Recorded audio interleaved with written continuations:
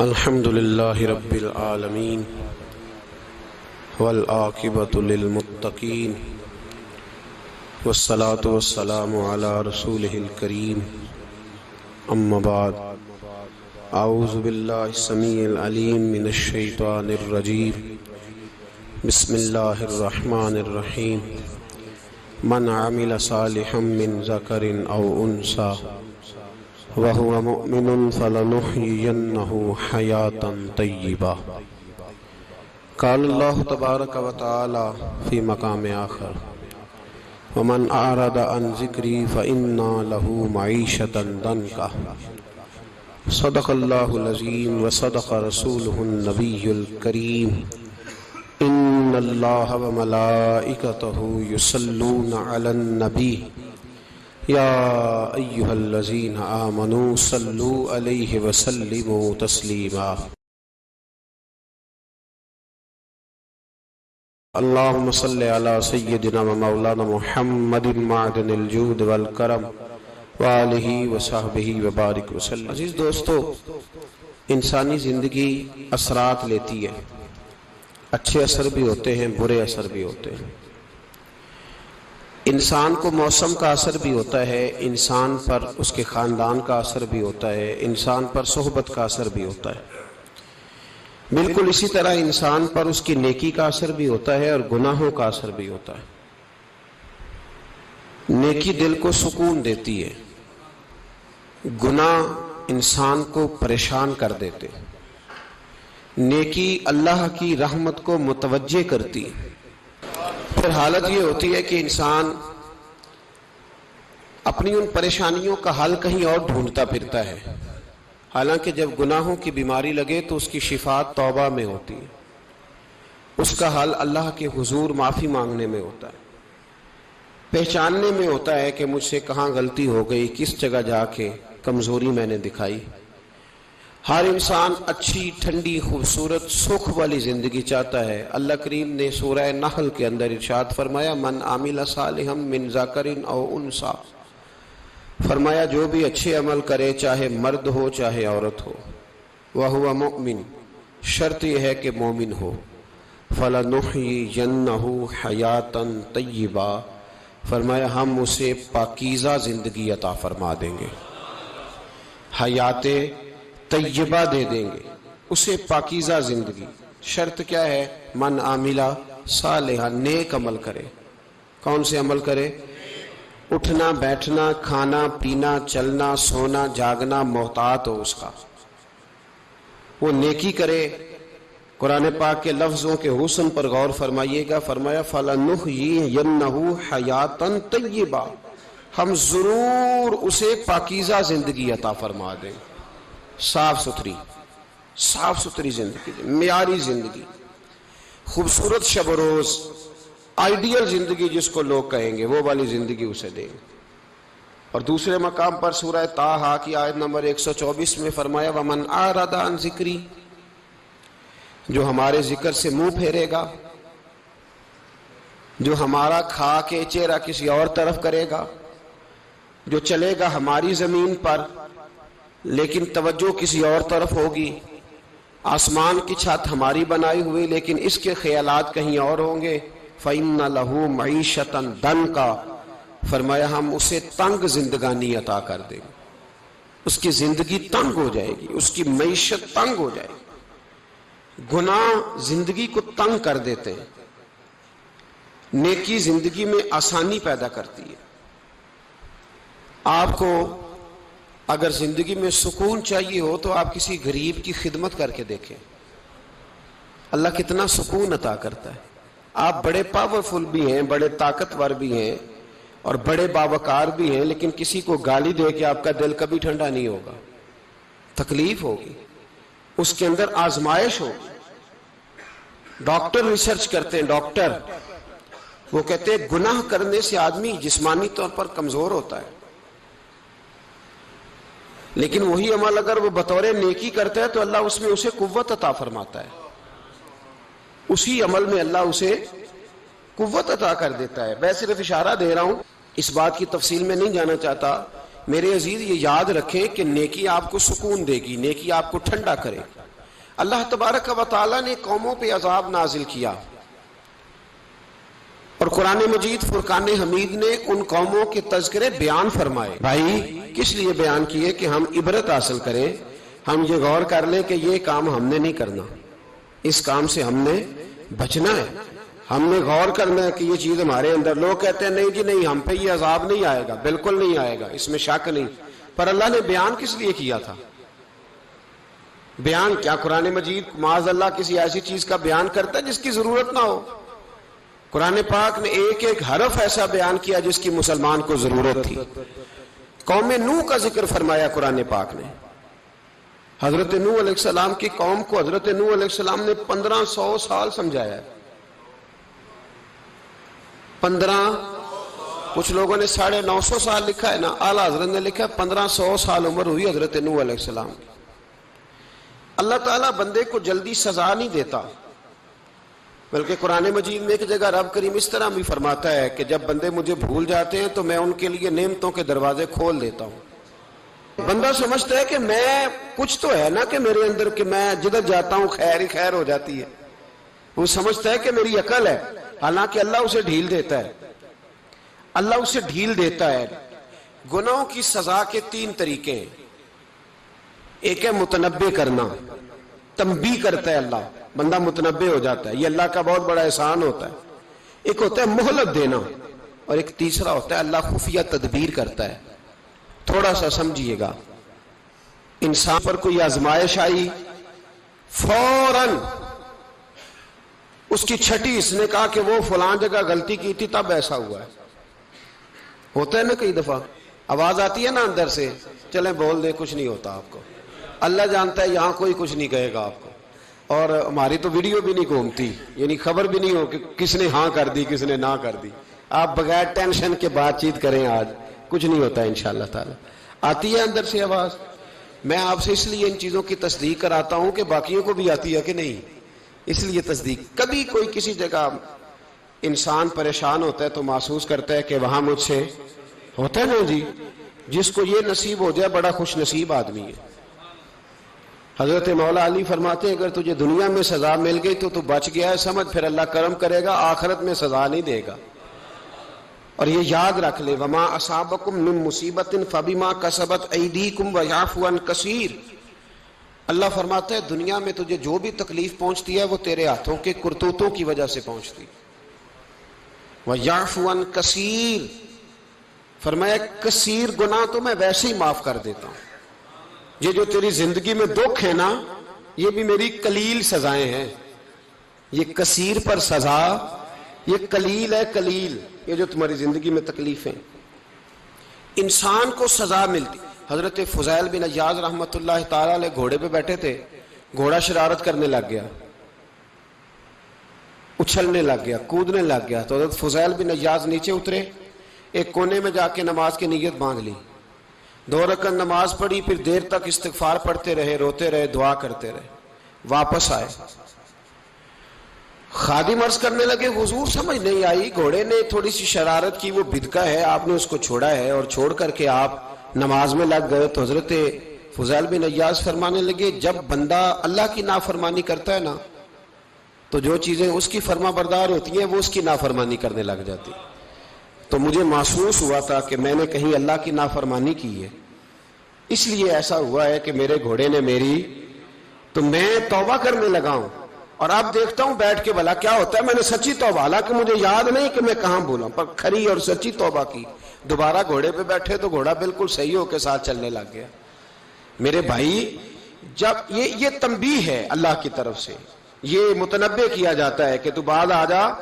بہت ساری جگہوں پہ انسان کو وقتی طور پر اگر سزا مل جائے، نبی پاک علیہ السلام کی خدمت میں ایک صحابی آئے، بات مضبوط کر دوں، واقعہ سنایا ہے نا تو کچھ لوگ سمجھتے ہیں کہ یہ واقعہ ہے، تو میں ایک حدیث پاک امام بہقی کی لکھی ہوئی عرض کرتا ہوں۔ نبی پاک علیہ السلام کے ایک صحابی آئے اور ان کا سر پھٹا ہوا تھا، خون بہ رہا تھا۔ سرکار نے فرمایا کیا ہوا؟ عرض کی حضور ایک عورت جا رہی تھی، میری نظر پڑی، ابھی نظر پڑی ہے کہ میرے آگے ستون آ گیا تو میرے سر پہ لگ گیا۔ نبی پاک صلی اللہ علیہ وسلم نے فرمایا تیرے لیے خوشخبری ہے، اگر دنیا میں تیری غلطی کی تجھے سزا ملی ہے تو پھر رب تجھے قیامت میں سزا نہیں دے گا. پھر اللہ قیامت میں سزا، بعض گناہ ایسے ہیں جن کی یہاں بھی سزا ملے گی اور وہاں بھی ملے، لیکن میرے بھائی پہلی بات یہ ہے کہ اللہ تعالیٰ اس غلطی کی یہی سزا دے لے اور دعا فرمائے اللہ تبارک و تعالیٰ یہاں بھی معافی عطا فرمائے وہاں بھی معافی عطا فرمائے، اللہ درگزر ہی فرمائے. لیکن میرے بھائی ایک تو یہ سزا، ایک سزا یہ ہوتی ہے کہ انسان جب گناہ کرنے لگتا ہے تو اللہ نعمتوں کے دروازے کھولتا ہے، مہلت دیتا ہے. 500 سال تک فرعون کو مہلت دی. کتنے؟ یہاں جو 5 سال حکومت کر لیتا ہے وہ کہتا ہے سب سے قابل میں ہی ہوں، مجھے مہلت جو ملی ہوئی ہے. 500 سال مہلت دی اللہ تعالیٰ نے. اور فرعون کی قوم پر پتہ عذاب کس طرح کے آئے تھے؟ ٹڈیاں مسلط کر دی اللہ نے. یہ گھومتی نہیں چھوٹی سی، ہم اپنی زبان میں اس کو کچھ لوگ مختلف ناموں سے یاد کرتے ہیں، کوئی مکڑی کہتا ہے، کوئی کچھ کہتا ہے. مسلط کر دی، جاتی نہیں. ان پر بنی اسرائیل کے ان مقابل جو فرعون کی قوم تھی ان پر الزام اس طرح کا عذاب آیا کہ مینڈک مسلط کر دی اللہ تعالیٰ. برتن کھولتے تھے اندر مینڈک نکلتا تھا. دنیا کی ہر دوائی استعمال کرتے تھے لیکن مینڈک نکل آتا تھا. تھوڑا سا سمجھا کریں چیزوں کو. ہمارے رنگ نہیں زیادہ گورے کہ ہم پر عذاب نہیں آتا. کوئی بہت زیادہ اللہ تعالیٰ معاف فرمائے دولت نہیں جمع کرا بیٹھے شاہی خزانے میں کہ ہم سے پوچھا نہیں جائے گا. یہ مہلت ہے، مہلت کو مہلت سمجھو. پھر جب پکڑ آتی ہے نا اللہ کریم کی، میں نے دیکھا ہے کروڑوں روپیہ، 6 اولادیں. ایک شخص کے بچے باہر سے آ رہے تھے، وہ بندہ بیمار تھا. مجھے کہنے لگا حضرت جی دعا کریں میں ان کے آنے سے پہلے مر جاؤں ورنہ آ کے مجھے مار دیں گے. دعا کریں. اتنی بے سکونی، کروڑوں روپیہ پڑا ہے تو یہ عذاب نہیں؟ کوئی ضروری ہے کہ پتھر ہی برسیں گے تو سمجھ آئے گی؟ یہ جو سگا بیٹا بوڑھے باپ کے قریب سے گزر جاتا ہے سلام نہیں لیتا تو اس کو عذاب نہیں سمجھتے؟ یہ جو امت کی بیٹیاں، امت کی بچیاں، ہماری بچیاں ایک سال کے اندر 75,000 ہزار بچی ایک ڈویژن سے بھاگ کے شادی کر رہی ہے اور ایک صوبے سے، تو اس کو آپ اللہ کا عذاب نہیں سمجھتے؟ یہ معمولی بات ہے؟ نہیں ہمارے رنگ ہو رہے ہیں، ہم بڑے سمارٹ ہیں. 1500 سال مہلت دی نوح علیہ السلام کی قوم کو. کتنے سال؟ بول کے بتائیے، بول کے دوبارہ بولیے. 1500 سال. کوئی آدمی اپنی سمارٹنس پہ خوش نہ ہو جائے کہ 20 سال ہو گئے میں تو نافرمانی بھی کر رہا ہوں، روٹی بھی پک رہی ہے، میں تو حرام بھی کھا رہا ہوں، پھر بھی سب ٹھیک ہے. 1500 سال مہلت دی. پھر حضرت نوح کہنے لگے اللہ میں نے تو بڑا سمجھایا نہیں باز آتے. تو رب کریم نے فرمایا کشتی بناؤ. اللہ کے پیغمبر کشتی بنانے لگے تو قوم مذاق اڑانے لگ گئی. اب کیا کرنے لگے ہو؟ اب کشتی بنانے لگے ہو، خیر تو ہے، قوم مذاق اڑا رہی ہے. حضرت نوح علیہ السلام کا آپ نے کشتی بنائی، پانی کہاں سے نکلا؟ نہ بارشیں ہوئی نہ سیلاب آئے. ایک تندور تھا اس کے اندر سے پانی نکلنا شروع ہو گیا. کبھی تندور سے بھی پانی نکلا ہے، پر جب نکالنے والا چاہتا ہے تو وہاں سے بھی ایک تندور سے پانی نکلا. اتنا نکلا اتنا نکلا اتنا نکلا کہ قوم ساری ڈوب گئی. قرآن مجید کے صفحات شہادت دیں گے کہ حضرت نوح کی قوم کا بچہ بہ گیا. بچے صرف وہ تھے جو حضرت نوح کے ساتھ ہو گئے، تباہ ہو گئی. اللہ بے نیاز ہے، بے نیاز. 1500 سال مہلت ملے اور تو پھر بھی کہے رب بڑا کریم ہے معاف کر دے گا. 1500 سال تجھے گنجائش دے اور تو کہے کوئی نہیں بات معافی ملنی چاہیے ابھی بھی. میرے بھائی حضرت صالح علیہ السلام کی قوم، حضرت صالح نے تبلیغ شروع کی تو کہنے لگے پہلے معجزہ دکھاؤ. جی آج تو نہیں نا لوگ معجزے مانگتے ہیں. آج بھی لوگ کرامتے اور معجزے، اللہ معاف کرے جو چیزیں معجزہ تو ہو نہیں نہ سکتا، لیکن آج بھی لوگ، آپ یقین کریں، کہتے ہیں یہ بڑی نمازیں پڑھتا ہے تو پھر بخشا کیوں نہیں گیا، پھر کیوں نہیں منو سلوا کیوں نہیں اترا اس پر، پھر میں بھی اسی طرح ہی ہوں، کیا اس کے اندر خوبی آ گئی؟ مولوی بھی ویسے ہی ہے، صوفی بھی ویسے ہی ہے. لوگ مانگ نہیں رہے، لوگ دلیلیں مانگ نہیں رہے. ابھی بھی لوگ بحث نہیں کرتے، کیا فرق آ گیا جی، ویسے ہی ہیں سارے۔ اللہ تعالیٰ سے ڈرنا چاہیے۔ ہمیں سامنے والے کی طرف دیکھ کر صحیح ہونے کا حکم نہیں ہے، ہمیں اپنی اصلاح کا حکم ہے، اپنی طرف دیکھ کے اپنے آپ کو ٹھیک کرنے کا۔ الزام لگا کے گزر جانا، اس کا کوئی مطلب سنو اور یاد رکھو۔ حضرت صالح علیہ السلام سے کہنے لگے پہلے معجزہ دکھائیں، تو حضرت صالح علیہ السلام نے فرمایا اونٹ کہاں سے پیدا ہوتے ہیں؟ کہا اونٹنی کے بطن سے۔ فرمایا آؤ میں تمہیں پہاڑ کے اندر سے اونٹنی پیدا کر کے دکھاتا ہوں۔ کہاں سے؟ پہاڑ کے اندر سے۔ حضرت نوح ساتھ لے کے گئے تو پہاڑ کے اندر سے اونٹنی نکلی، اور اونٹنی بھی گابن تھی، اس کے پیٹ میں بچہ، اور اونٹنی اتنا دودھ دیتی تھی کہ ساری بستی دودھ پی جاتی تھی، پھر بھی دودھ بچ جایا کرتا تھا۔ لیکن حضرت نوح علیہ السلام نے فرمایا تم نے دیکھ تو لیا یہ اسے، یہ جتنا دودھ دے گی روٹی بھی اتنی کھائے گی، ایک دن تم سارے پانی پیو گے، ایک دن یہ سارا پانی پیا کرے گی، ایک دن تم سارے باقی جانوروں کو گھاس کھلاؤ گے، ایک دن یہ اونٹنی، اور اونٹنی کا نام کیا؟ ناقۃ اللہ، اللہ کی اونٹنی۔ کس کی اونٹنی؟ نام کیا ہے؟ اللہ کی، یہ اللہ کی اونٹنی ہے۔ تو حضرت نوح علیہ السلام کی اونٹنی، فرمایا اس کی بے ادبی نہ کرنا۔ باز نہیں آئے لوگ، باز نہیں آئے، کہنے لگا جی دودھ دینا تو ٹھیک ہے، پر یہ جو سارا پانی پی جاتی ہے نا یہ صحیح نہیں، یہ جو ساری گھاس کھا جاتی ہے یہ نہیں ٹھیک، دودھ دینا تو ٹھیک ہے پر یہ نہیں صحیح۔ آپ نے فرمایا اسے کچھ نہ کہنا، اللہ کی اونٹنی ہے۔ میں کہا کرتا ہوں ان لوگوں نے ناقۃ اللہ کی بے ادبی کی، حضرت نوح علیہ السلام کی اونٹنی کی ٹانگیں کاٹ دی، صالح علیہ السلام کی۔ اور دیکھو اللہ بڑا بے نیاز ہے، اگر پیدا کرنا جانتا ہے تو حفاظت کرنی نہیں جانتا، لیکن رب کریم نے فرمایا نہ کرنا۔ انہوں نے ان کے پیر کاٹ دیے، کانوں پہ چھریاں لگائیں۔ اونٹنی جب مر گئی، اونٹنی اللہ تبارک و تعالیٰ کی وہ اونٹنی جب مر گئی تو حضرت صالح علیہ السلام کی قوم پر رب کریم نے زلزلہ بھیجا۔ اذا زلزلت الارض زلزالہا، جب زلزلے آئیں گے اور جب ان کا زلزلہ آنا زلزلہ آتا ہے نا، کیا کرتی ہے قوم؟ لا الہ الا اللہ، لا الہ لا الہ الا اللہ، کلمے جاری ہو جاتے ہیں۔ بلکہ ایک دفعہ ایسا بھی ہوا کہ مسجدوں میں اعلان ہونے لگے زلزلہ آ رہا ہے، جو فجر کے لیے نہیں اٹھے زلزلے کے لیے وہ بھی اٹھ گئے، جن کا دعویٰ ہے نا میری سویرے آنکھ نہیں کھلتی، ان کی لگی نہیں کتنے گھنٹے، بعد میں بھی نہیں لگی، ٹی وی پہ اعلان ہوتے رہے کوئی نہیں آ رہا سو جاؤ چپ کر کے، لیکن آنکھ لگی۔ موت سے تو ڈرتا ہے، اللہ سے ڈرتا ہی نہیں، موت کا خوف ہے رب کا نہیں۔ زلزلہ آیا، ساری قوم تباہ ہو گئی۔ بتاؤ اگر ناقۃ اللہ کی گستاخی ہو تو اللہ ناراض ہو جاتا ہے، اور اگر اولیاء اللہ کی ہو، اگر اولیاء اللہ کی ہو تو رب ناراض نہیں ہوتا؟ شرم نہیں آتی لوگوں کو داتا صاحب کی بے ادبی کرتے، شرم نہیں آتی لوگوں کو غوث اعظم کی گستاخی کرتے، حیا نہیں آتی جنہوں نے دین پھیلایا ان کی بے ادبی؟ میں درد سے کہتا ہوں، رو کے کہتا ہوں، اور اگر کلیجہ پھٹ سکے تو میں دکھاؤں زخم کتنے۔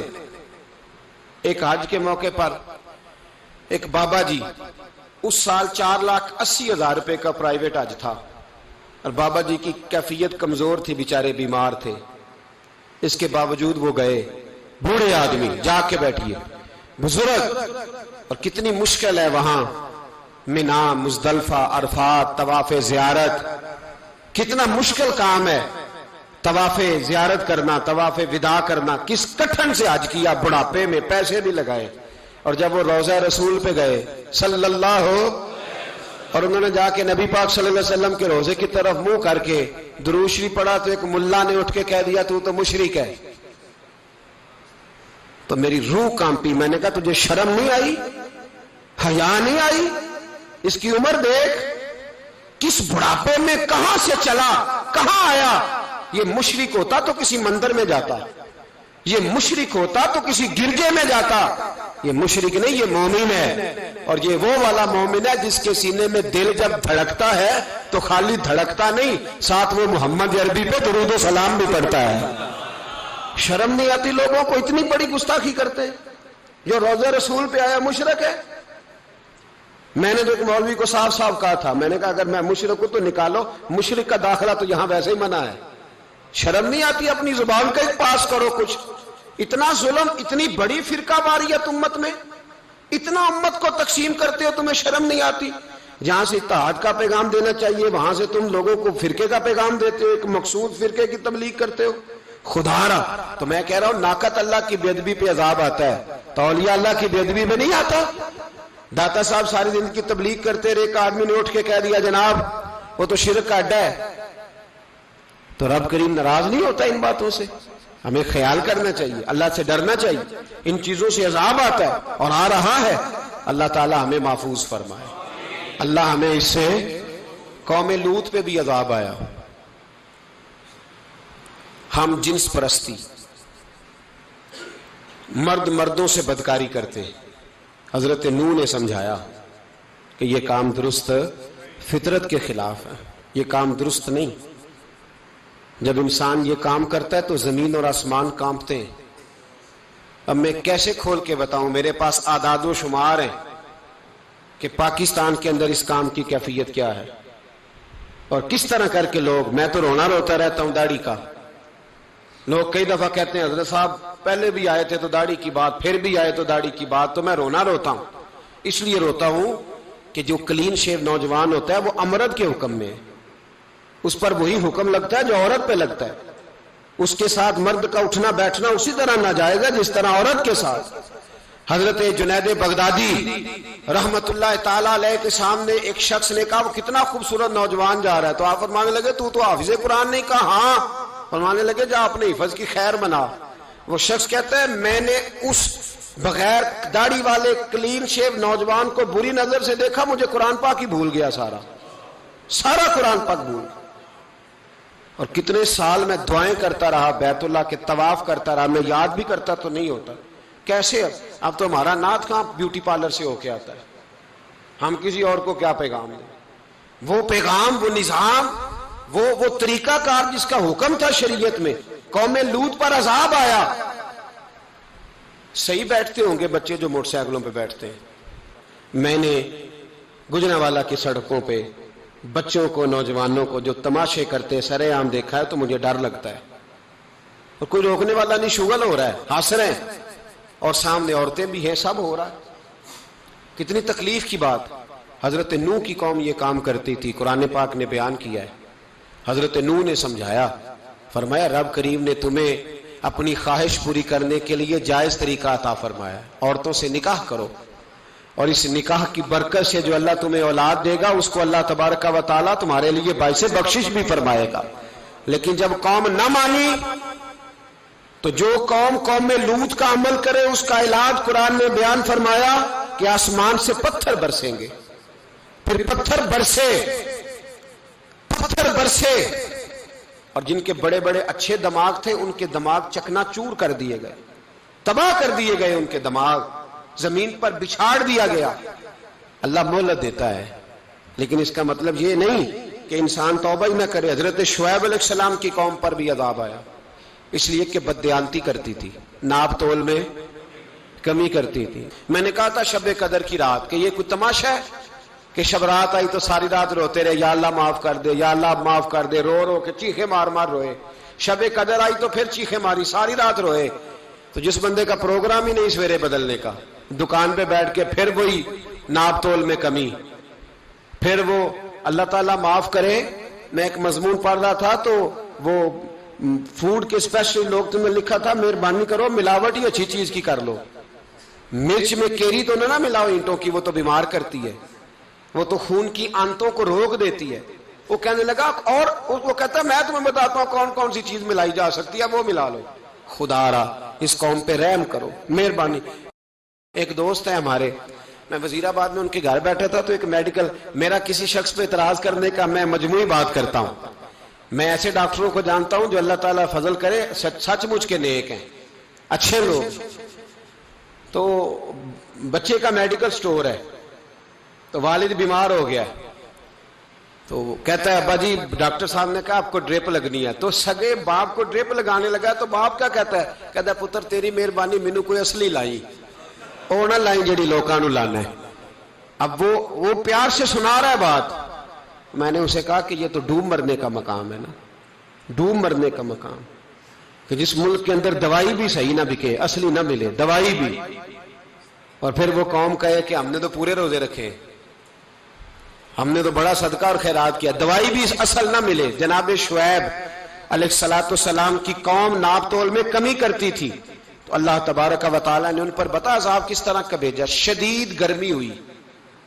اللہ ہمیں محفوظ فرمائے، سارے آمین کہہ دیا۔ دیکھیں کتنا اچھا موسم کر دیا رب کریم، اللہ ہمیں محفوظ فرمائے، اللہ رحمت فرمائے۔ شدید گرمی کی لہر آئی، باہر اتنی گرمی ہوئی کہ لوگ اپنے گھروں میں گھس گئے۔ جس طرح سورج کی شعاعیں گھروں کے اندر داخل ہو جاتی ہے، اس طرح گرمی کی لہر اندر داخل ہوئی، اور جس طرح کسی کو آگ لگ جائے تو وہ آدمی اچھلتا کودتا ہے نا، اس طرح یہ لوگ اچھلنے لگے اور اچھل کود کے مر گئے۔ جرم کیا تھا؟ ناپ تول میں کمی کرتے۔ حضرت داؤد کی قوم بھی تباہ ہوئی، جرم کیا تھا؟ ہفتے والے دن مچھلیاں نہیں پکڑنی تو یہ پکڑتے تھے۔ حکم ہے نا مسلمان کو نماز کے ٹائم کوئی اور کام نہیں کرنا، نماز پڑھنی ہے۔ میرا خیال ہے مسلمان تو فٹافٹ آ جاتے ہیں، سارے ہی پہنچ جاتے ہیں نا مسجدوں میں۔ ہلکا ہلکا بول رہے ہیں آپ، کیوں نہیں پہنچتے؟ اگر حضرت سیدنا، اور پتہ انہیں سزا کیا ملی؟ اللہ نے فرمایا اس ٹائم عبادت کرنی ہے، کام نہیں کرنا، وقت نہیں ہے کام کا۔ انہوں نے مچھلیاں پکڑی، 12,000 لوگ تھے، پتہ مالک نے سزا کیا دی؟ بندر بنا دیا اللہ کریم۔ قرآن مجید کا پہلا سپارہ پڑھے، فَجَعَلْنَاهَا نَكَالًا لِمَا بَيْنَ يَدَيْهَا وَمَا خَلْفَهَا۔ اللہ فرماتے ہیں پچھلوں کے لیے بھی عبرت بنا دیا، بعد والوں کے لیے بھی عبرت، نشان عبرت بنا دیا۔ بندر بن گئے، اور جو ان کے دوست جو بچ گئے تھے ان کے پیر چومتے تھے، روتے تھے۔ 3 دن بندر بن کے زندہ رہے، پھر اللہ نے سب کو اجتماعی موت دے دی۔ تو اگر مسلمان سے اللہ کہے کہ نماز کے ٹائم کاروبار نہیں، جمعے کے ٹائم کاروبار، تو مسلمان کہتا ہے نہیں مجھے مہلت ملی ہوئی ہے۔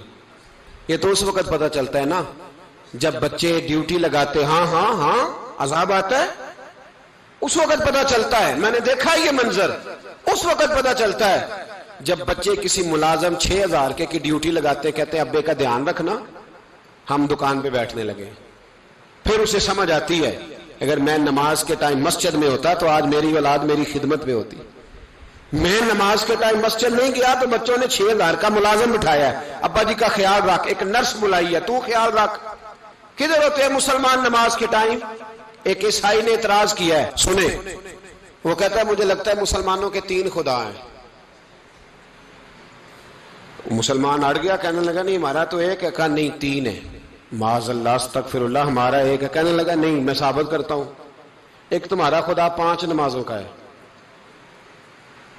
ایک رمضان کا ہے، ایک عید کا ہے۔ لگتا ہے معاذ اللہ عید والا زیادہ تگڑا ہے، تم زیادہ آتے ہو۔ رمضان والا لگتا ہے اس سے کچھ کمزور ہے، تم تھوڑے آتے ہو۔ اور 5 نمازوں والا شاید سب سے کمزور ہے۔ بات عقل کی ہے کہ نہیں؟ اس نے اعتراض ٹھیک کیا، تو مسلمان کو چاہیے نا خیال کرے۔ ایک یہودی نے لکھا تھا، اس نے کہا تھا جس دن مسلمانوں کی تعداد فجر کی نماز میں اتنی ہو گئی جس دن جتنی جمعے میں ہوتی ہے، اس دن نہ کوئی یہودی سازش کرے گا نہ کوئی عیسائی تلوار نکالے گا۔ شرط یہ ہے کہ یہ اسی طرح فجر پڑھنے آئیں جس طرح جمعہ پڑھنے آتے ہیں، تو پھر کوئی شخص بھی ان کو کسی جگہ شکست دے سکتا تو اپنے ہمارے گناہ ہمیں پریشان کرتے۔ یہ جتنی آزمائشیں ہیں ان کے پس منظر میں گناہ ہیں۔ ہماری زندگی کے اندر جتنی تکلیفیں، ہماری پریشانیوں کا سبب ہم خود ہیں۔ بہت ساری جگہوں پہ ہم غلطی کرتے ہیں، اس کی ہمیں سزا ملتی، غلطی کی سزا۔ ایک نوجوان نے مجھے بڑی گہری بات سنائی، میرا قریبی تعلق تھا، کہنے لگا گھر میں بڑا مسئلہ ہے، بڑی پریشانی ہے، ماں اور بیوی کا ماحول اتنا سخت ہو گیا ہے کہ نمٹ نہیں سکتا۔ آپ یقین کریں میں نے ڈیٹیل سے ساری چیز کو سٹڈی کیا، میرے پاس اتنا وقت نہیں ہوتا، پھر بھی میں نے اس فیملی کو پورا پڑھا تو غلطی نوجوان کی نکلی۔ نہ اس پہ اماں اعتبار کرتی ہے نہ بیوی اعتبار کرتی ہے۔ اس نے جھوٹ بول بول کے اس طرح کی ماحول پیدا کر دیا ہے کہ کوئی اس پر اعتماد کرنے کو تیار۔ اگر آپ ناراض نہ ہو تو ایک بات کروں، پتہ ہے گھر میں ماحول کب خراب ہوتا ہے؟ باہر والے ہماری تقریر سنتے ہیں، گھر والے ہمارا عمل دیکھتے ہیں۔ جب وہ دیکھتے ہیں نا کہ یہ کس طرح کا شخص ہے، اس کے رویے، اس کا کردار، اس کا لب و لہجہ کتنا برا ہے اور یہ کردار کا کتنا کمزور ہے۔ اعلیٰ حضرت فرمایا کرتے تھے نیک وہ ہوتا ہے جس کی تنہائی صاف ستھری ہوتی ہے، اس لیے ماحول بگڑ جاتا ہے۔ یہ جو ہم کہتے ہیں نا میرے سجن بڑے بنتے ہیں پھر ٹوٹ جاتے ہیں، کچھ لوگ ایسے ہوتے ہیں جو ان کے پاس جاتا ہے انہی کا ہو جاتا ہے، وہ کہیں اور کے قابل کیوں بھلا؟ اس لیے کہ ان کے کردار میں ٹھنڈک دیکھتا ہے، ان کے لب و لہجے میں مٹھاس دیکھتا ہے، اس شخص میں اتنی خوبصورتی دیکھتا ہے کہ اسی کا بن جاتا ہے۔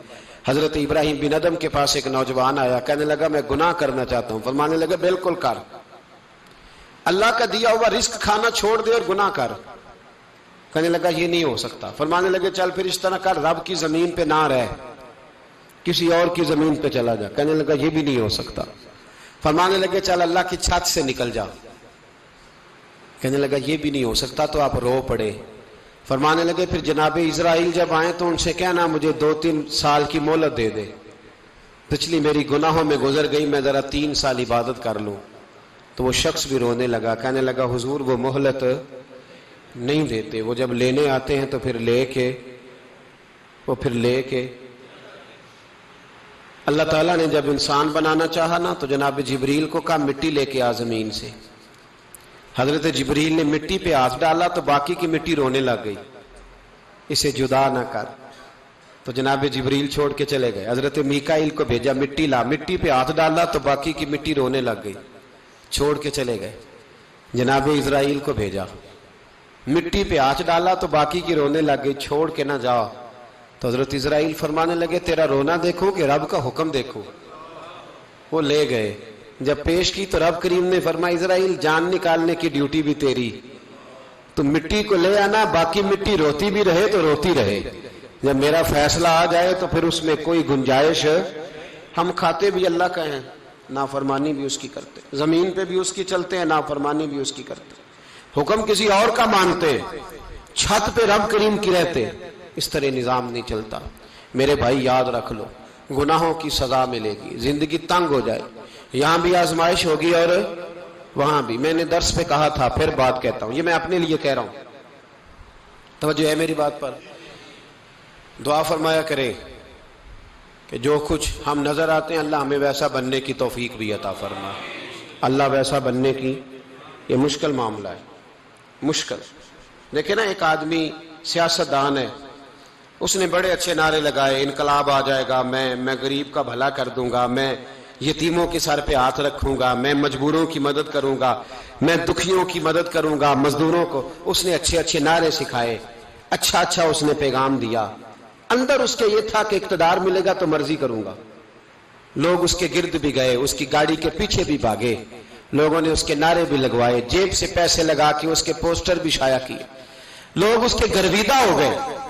لوگوں نے پوری، اور میری قوم نے تو بیچاری نے کئی دفعہ دھوکے کھائے، جس نے نعرہ لگایا غریب اسی کے پیچھے مسیحا بن کے چل پڑا۔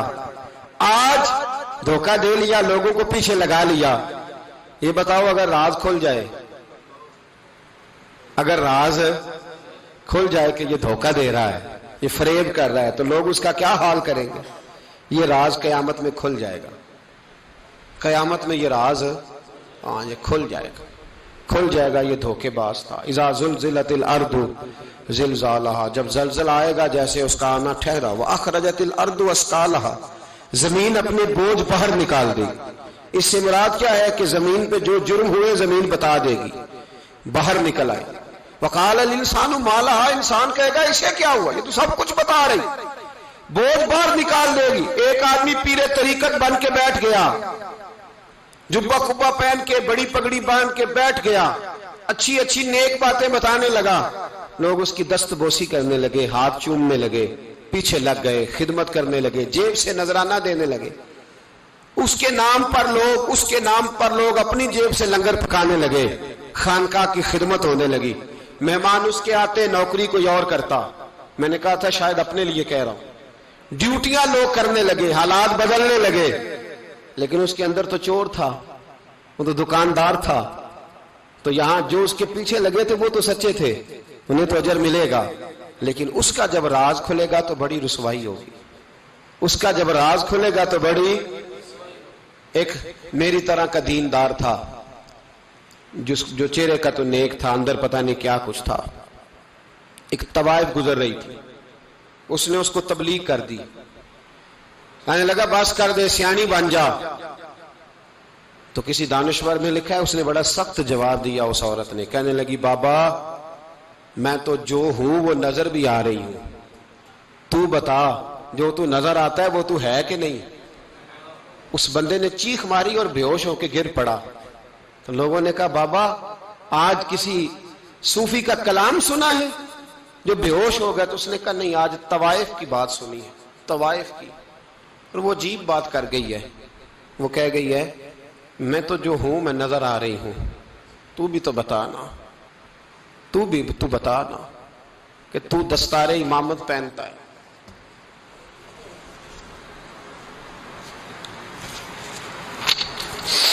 تو بتا تو جو کہلاتا ہے تو وہ ہے کہ نہیں؟ یہ وقال الانسان ما لہا، یہ راز قیامت میں کھلے گا. ہم جو کچھ بتا رہے ہیں نا اپنی زبانوں سے، ہمیں اپنے گناہوں کا احساس ہونا چاہیے.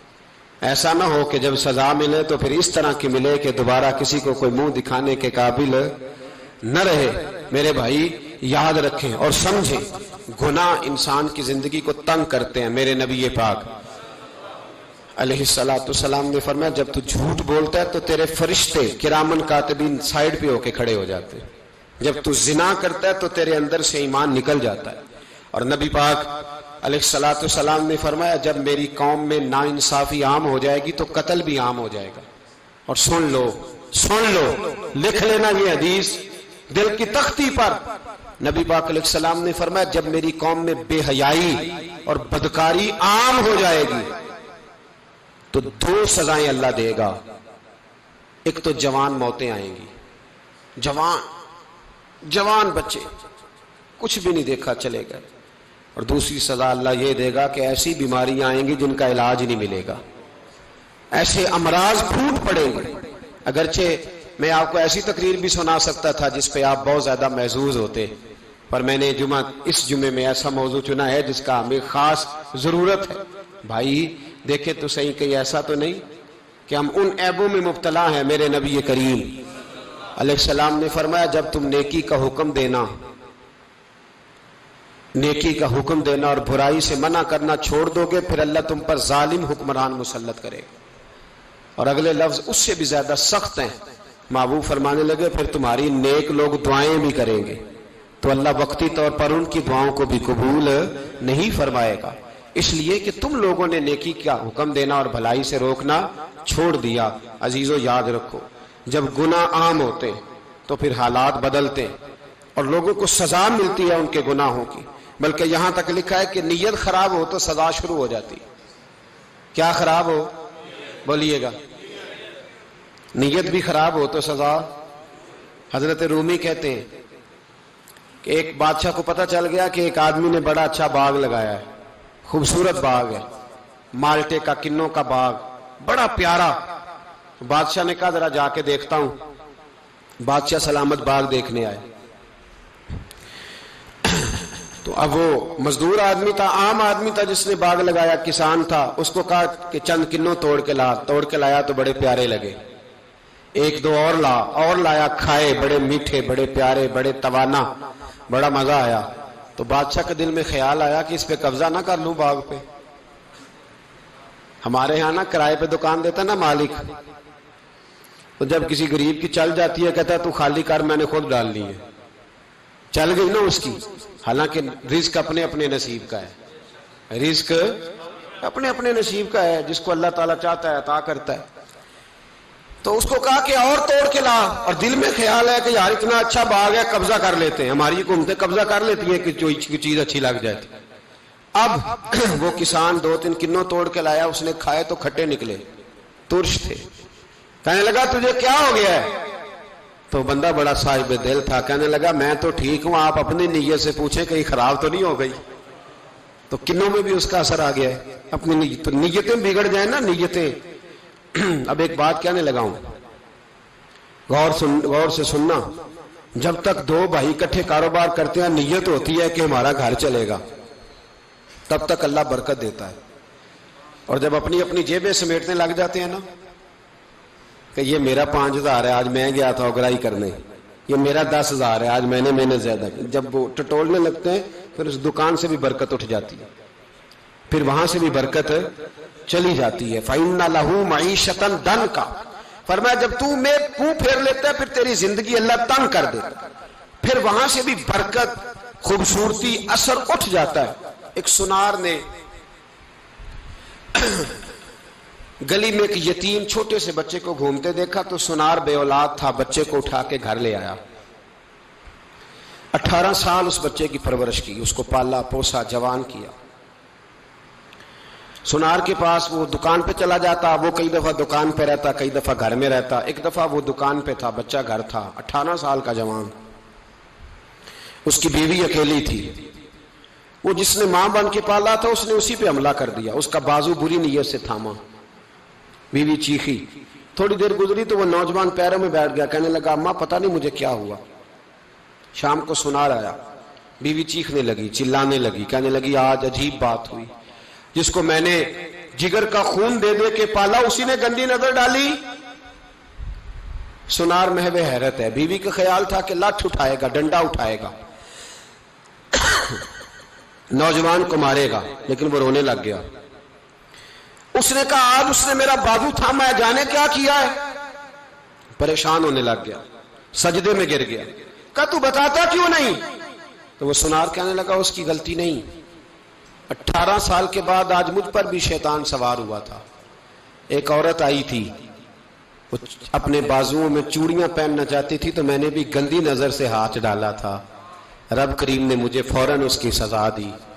جن کے گھروں میں بیٹیاں ہوتی ہیں ان کی نظریں گندی نہیں ہوتی، جو بیٹیوں کے باپ ہوتے ہیں، جو بہنوں کے بھائی ہوتے ہیں، ان کی نظریں گندی۔ اور اگر تو ٹیلی فون کرتا ہے، تو کسی عورت کے ساتھ تعلق رکھتا ہے تو یہ بات لکھ لے، امام فخر الدین رازی 1، علامہ اسماعیل حقی 2، ملا جلال الدین رومی 3، امام خازن 4، امام جلال الدین سیوطی 5 حدیث کے استاد اور محدث لکھتے ہیں کہ اگر تو کسی پر گندی نظر ڈالے گا تو تیرا گھر بچ سکتا، یاد رکھ نہیں بچے گا، اس لیے کہ تیری نظر کسی کی بیٹی کو بیٹی سمجھ تاکہ تیری بچی کا پردہ قائم رہے، کسی کی بہن کو۔ یہ کیا بات ہوئی کہ تو جتنا مرضی گند معاشرے میں پھیلاتا رہے تیرا گھر بچا رہے، یہ کیسے ہو سکتا ہے؟ فَإِنَّ لَهُ مَعِيشَةً ضَنْكَ، اللہ فرماتے ہیں زندگی تنگ ہو جائے گی تیرے لیے مشکل، تو ڈھونڈتا پھرے گا کہ میں مرنے کو جگہ تلاش کروں۔ سچی توبہ کرے، کھری توبہ کرے۔ یہ گناہ انسان کو مجبور کر دیتے ہیں۔ حضرت عبداللہ بن مبارک رحمۃ اللہ تعالی علیہ، ان کے سینکڑوں شاگرد تھے، ایک شاگرد کے انتقال کا وقت آیا تو گھر گئے ملنے۔ آپ کہتے ہیں میں نے زور لگا لیا پر اس کی زبان پر کلمہ جاری نہیں ہوا۔ میں اسے کہتا کلمہ پڑھ پر اس کی زبان پر جاری۔ اللہ اکبر، بہت بڑی نعمت ہے، دعا فرمائیں اللہ ایمان کی موت عطا فرمائے، ایمان کی موت دے اللہ کریم، ایمان کی موت دے۔ ایسے بھی لوگ دیکھے ہیں، مسجد نبوی ہے، رسول اللہ کا شہر ہے، سر سجدے میں ہے، روح پرواز کر گئی، روح پر کتنا نصیبوں والا ہے، کتنا نصیبوں والا ہے کہ مسجد نبوی میں سر سجدے میں رکھا ہے، اور اللہ تبارک و تعالیٰ نے محبوب کے قدموں میں موت عطا فرمائی۔ تو حضرت عبداللہ بن مبارک کہتے ہیں میں نے اس کو کہا کلمہ پڑھ تو اس کی زبان پہ جاری نہیں ہوتا۔ میں بار بار کہتا تو وہ منت کرتا، کہتا حضور میں کوشش کرتا ہوں جاری نہیں ہوتا۔ فرماتے میں پریشان ہو کے اٹھا، ابھی میں دروازے پہ پہنچا تھا، اس نے چیخ ماری اور روح پرواز کر گئی۔ بچے رونے لگے، بیوی رونے لگی، تو میں نے اس کی بیوی سے کہا کہ یہ جرم کیا کرتا تھا، اتنا بڑا پاپی پہ کلمہ جاری نہیں ہوا۔ اس کی زوجہ کہنے لگی حضرت جی 2 گناہ تھے اس کے، ایک تو یہ شراب کا عادی تھا، روکتی تھی باز نہیں آتا تھا، اور دوسری بات یہ کہ یہ اپنی اماں کا نافرمان تھا، وہ 2 گلیاں چھوڑ کے رہتی ہے، یہ کبھی ملنے نہیں گیا تھا، اس بوڑھی کا کلیجہ اس کی طرف سے بڑی تکلیف میں تھا۔ تو حضرت عبداللہ بن مبارک کہنے لگے جا تو بھی دعا کر، اور اس کی ماں کو بھی کہہ دعا کرے کہ یہاں تو یہ کلمہ نہیں اسے نصیب ہوا، اللہ کرے اللہ آخرت کی منزلیں اس کی بہتر فرما دے۔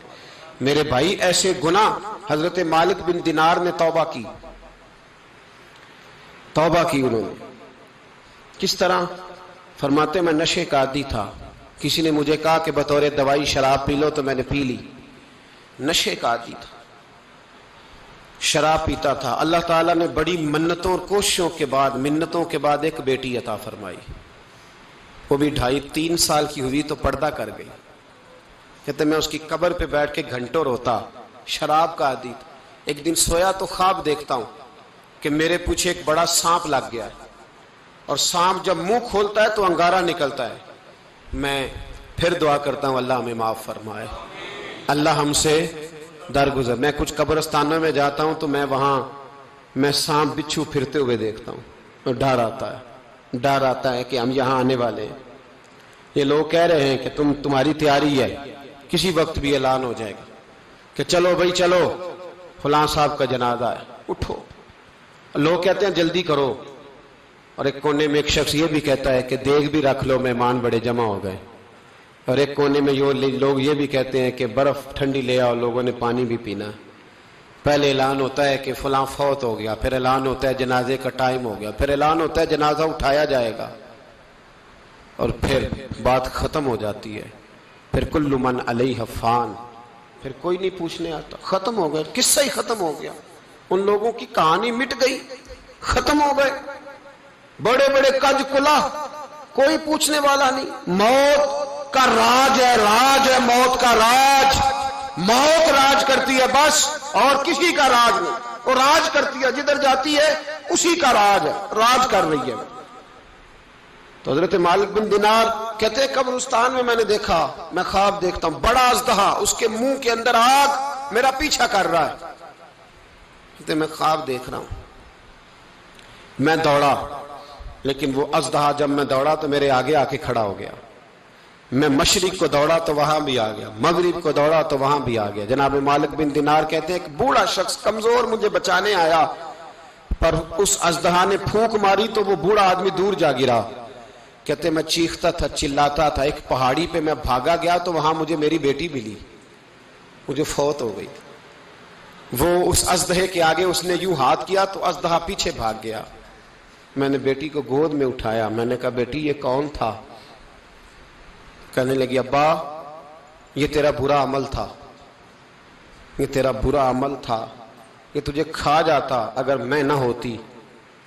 تو کہا یہ بوڑھا جو مجھے بچانے آیا یہ کون تھا؟ کہا یہ تیرا اچھا عمل تھا، پر کمزور بڑا تھا، تھوڑا تھا، یہ تیرے برے عمل کا مقابلہ کرنے کی ہمت نہیں رکھتا تھا.